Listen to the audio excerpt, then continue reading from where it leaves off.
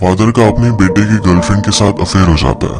अब आगे क्या होगा, आज की हमारी मूवी डैमेज जो 1992 की एक हॉलीवुड मूवी है, इसमें हम देखेंगे। अगर आपको वीडियो अच्छा लगता है तो प्लीज इसे लाइक और कमेंट जरूर कर दीजिएगा।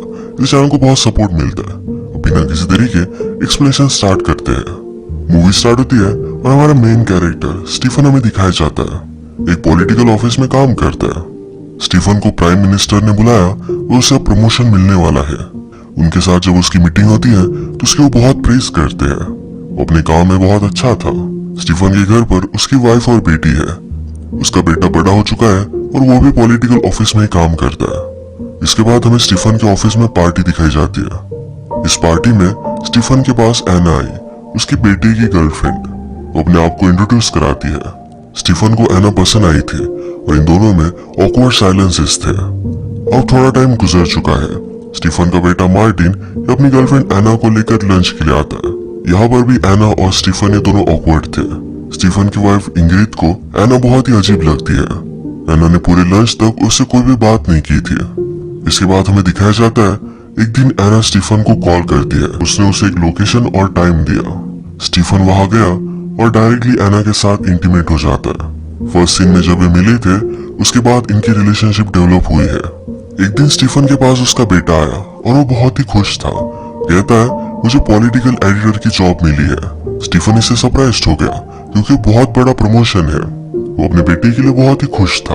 अब इसी प्रमोशन की खुशी में सब फैमिली डिनर करते हैं। मार्टिन के ग्रैंडपा उसके लिए खुश थे। उसने इतनी प्रोग्रेस की थी। उन्हें एना भी पसंद आई। एना को उसकी फैमिली के बारे में पूछा जाता है। कहती है मेरे फादर एक डिप्लोमेट थे। उसकी मदर एक फ्रेंच है। उसकी 4 शादियां हो चुकी है।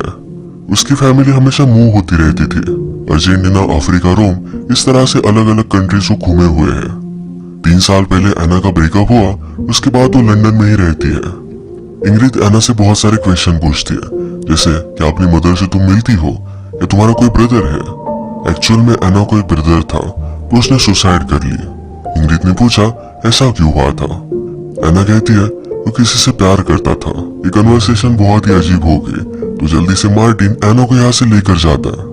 मार्टिन को कुछ काम था तो अपने ऑफिस चला गया। रात में स्टीफन एना के पास आता है। वो कहता है हमें कुछ ना कुछ तो करना पड़ेगा। डिनर करते वक्त पूरे टाइम तक मैं तुम्हें पाना चाहता था, तुम्हें टच करना चाहता था, होल्ड करना चाहता था। एना कहती है तुम वरी मत करो, मैं हमेशा यही रहूंगी। इसके बाद पैशनेटली ये दोनों एक दूसरे के साथ इंटीमेट हो जाते हैं।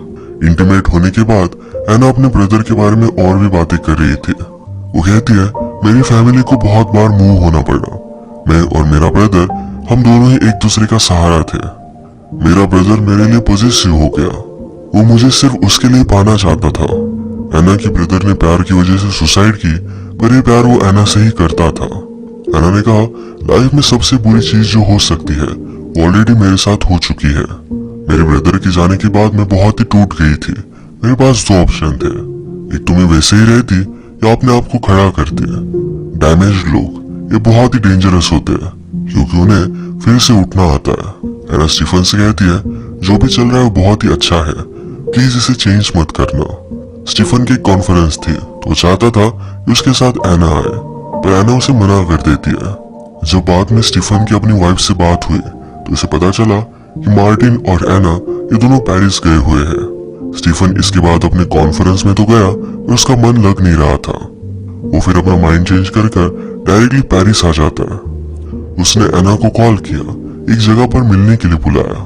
एना उससे मिली तो उसे किस करने लग जाता है। कहता है तुमसे बहुत प्यार करता हूँ, तुम्हारे अलावा मैं कुछ भी चीज देख नहीं सकता। एना कहती कि मुझे वापस जाना पड़ेगा। मार्टिन अभी भी सो रहा है। वो चली गई पर स्टीफन एना के होटल में रूम लेता है। उसने अपनी होटल की खिड़की से देखा तो एना और मार्टिन ये दोनों इंटीमेट हो रहे थे। स्टीफन को बहुत बुरा लगा, वो बहुत रोता है। स्टीफन घर आने पर नोटिस करता है उसकी डॉटर का बॉयफ्रेंड घर पर आया हुआ था। ये उसे बहुत ही अजीब लगा। स्टीफन की वाइफ कहती है तुम्हारी बेटी प्यार में है। आज जब स्टीफन फिर से ऑफिस गया तो फिर से एना को कॉल करता है। आज वो उससे सिर्फ इंटीमेट होने के लिए नहीं मिलना चाहता था। ये दोनों मिलकर एक पार्क में आए। एना को ये आइडिया अच्छा नहीं लगता। वो स्टीफन के साथ सिर्फ बेड की रिलेशनशिप ही रखना चाहती है। इसके अलावा वो कोई भी इंटीमेसी नहीं चाहती। स्टीफन कहता है मैं मेरी वाइफ को छोड़ दूंगा, यही सब के लिए ठीक होगा। एना कहती है तुम्हारे बेटी का क्या? स्टीफन ने कहा कि वो भी ठीक हो जाएगा, कोई भी प्रॉब्लम नहीं होगा। एना कहती है कि वो हमेशा के लिए तुम्हें हेट करेगा, तुम अपनी फैमिली लॉस्ट कर दोगे, और किस वजह से? ताकि मेरे साथ रह सको, मेरे साथ ब्रेकफास्ट कर सको। ये सब ऑलरेडी तुम्हें तुम्हारी वाइफ के साथ मिल रहा है। जो चीज तुम पाने की कोशिश कर रहे हो ये ऑलरेडी तुम्हारे पास है। एना चाहती थी कि सब कुछ जो चल रहा है वैसा ही चलना चाहिए। एक दिन स्टीफन का बहुत ही इंपॉर्टेंट इंटरव्यू था। उसकी वाइफ ने पूरा देखा, उसे कॉन्ग्रेचुलेट करती है। वो उसके पास आई, कहा हम फर्स्ट टाइम मिले थे तो तुम एक डॉक्टर थे, छोटी छोटी चीजों में भी तुम बहुत ही परफेक्ट थे। यही चीज उसे बहुत पसंद आई थी। हम इन दोनों हस्बैंड वाइफ की रिलेशनशिप आजकल स्ट्रगल करते हुए देख सकते हैं। वो सिर्फ एक साथ रहते हैं। स्टीफन को एना के साथ जो पैशन मिलता है वो अपनी वाइफ के साथ नहीं मिलता। एक दिन जब स्टीफन एना से मिलने के लिए आया तो वहां पर पीटर आया हुआ था। पीटर एना का बचपन का फ्रेंड है। वो बिना बताए आया हुआ था, इसी वजह से दोनों सरप्राइज थे। स्टीफन पीटर से पूछता है तुम उसे कब से जानते हो? पीटर कहता है मैं उसे बहुत अच्छे से जानता हूँ। वो आजकल मार्टिन के साथ बहुत ही खुश है, ये वो डिजर्व करती है। यहाँ पर इंडिकेट होता है कि पीटर को स्टीफन और एना के बारे में पता चल चुका था। स्टीफन अभी तो यहाँ से चला गया था, पर पीटर के जाने के बाद वो फिर से वापस आता है। एना से पूछता है ये सब क्या था? एना कहती है कि पीटर मेरा फर्स्ट बॉयफ्रेंड था। एक दिन मैं उसके साथ डेट पर गई थी। जब वो मुझे घर ड्रॉप करने के लिए आया तो हम कार में किस करने लग गए। ये सब मेरे ब्रदर ने देख लिया था। वो बहुत जेलस हो गया। वो मुझे सिर्फ उसके लिए चाहता था। उसने मुझे पूछा क्या तुम अब सबके साथ डेट पर जाओगी? क्या इस वर्ल्ड को हमारे बीच में आने दोगी? एना ने इस सारी बात को इग्नोर कर दिया। उसका ब्रदर 2-3 घंटे तक उसके डोर के बाहर था। एना ने उसे कोई भी रिस्पॉन्स नहीं दिया। जब उसके ब्रदर की आवाज कम हुई तब उसने सुसाइड कर ली थी। इस बात से एना बहुत ही शॉक में थी। इस घर में एना और उसके पेरेंट्स नहीं रहना चाहते थे। पीटर की फैमिली को जानते थे तो उसी के पास गए। एना गम में थी तो पीटर ने उसे सहारा दिया। एना ने कहा पीटर ने मुझे बहुत सपोर्ट किया था। अपने गम में एना फर्स्ट टाइम पीटर के साथ ही इंटीमेट हुई थी। स्टीफन को एना के लिए बहुत ही बुरा लगा। इंग्रिड का बर्थडे था तो अपने फादर के पास वो जा रही थी। अपनी पूरी फैमिली के साथ ये बर्थडे वो स्पेंड करना चाहती थी। मार्टिन सेलिब्रेट करने के लिए एना को भी लेकर आ रहा है। इंग्रिड को पसंद नहीं आता। एना उसे जरा अजीब लगती है। ये सब ग्रैंडपा के पास आए। किस तरह से बचपन में ये सब यहाँ आया करते थे इसके बारे में बातें हो रही थी। मार्टिन कहता है बचपन में सब कुछ बहुत ही परफेक्ट था, पर फिर भी उसे खाली खाली लगता था। उसकी फैमिली हमेशा उसे एम्प्टी लगी है। उसमें कभी भी कोई भी झगड़े नहीं हुए। जिस तरह से हर फैमिली में पैशन होता है ये कभी भी नहीं था। इस बात के लिए वो अपने फादर को दोषी मानता है। स्टीफन ने कभी भी अपनी फैमिली के ऊपर ज्यादा ध्यान नहीं दिया। इसके बाद नेक्स्ट डे मार्टिन और एना साथ थे। इन्हें देखकर स्टीफन जेलस हो गया। मार्टिन अनाउंस करता है कि वो एना से शादी करने वाला है। सिर्फ उसके ग्रैंडफादर ही उसके लिए खुश थे। इंग्रिड को भी एना पसंद नहीं और स्टीफन का कुछ अलग प्रॉब्लम है। स्टीफन जब मार्टिन के साथ अकेला था तो उसे पूछता है कि एना ने तुम्हें डायरेक्टली हाँ कह दिया? वो कहता है कि हाँ। मार्टिन ने अपने फादर को जो भी बुरा कहा इसके लिए उससे अपोलोजाइज करता है। इसके बाद वो कहता है एना में कुछ अजीब सा ही सैडनेस है। वो जब उसके साथ होता है तो क्यूर हो जाता है। स्टीफन ने कहा ये तो नर्स की तरह लगता है। मार्टिन समझाता है एना जब मेरे साथ होती है तो उसकी एक अलग ही साइड है। रात में सबके सो जाने के बाद एना और स्टीफन ये फिर से एक दूसरे से मिले।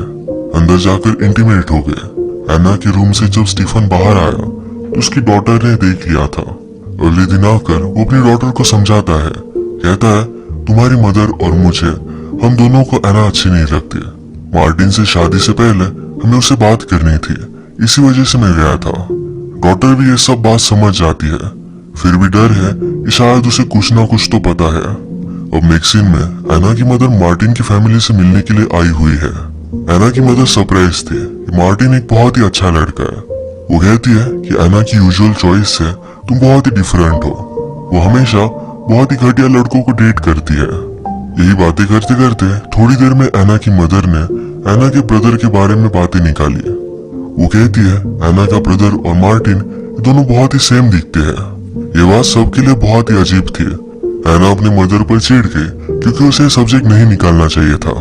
एना की मदर को बहुत ही बुरा लगा कि लंच उसकी वजह से बर्बाद हो गया। स्टीफन एना की मदर को उसके होटल तक छोड़ने के लिए आया। मदर कहती है एना आजकल बहुत ही खुश है, इसी वजह से ये सब बर्बाद हो जाए ये सही नहीं होगा। स्टीफन कहता है कि आप किस बारे में बात कर रही हो।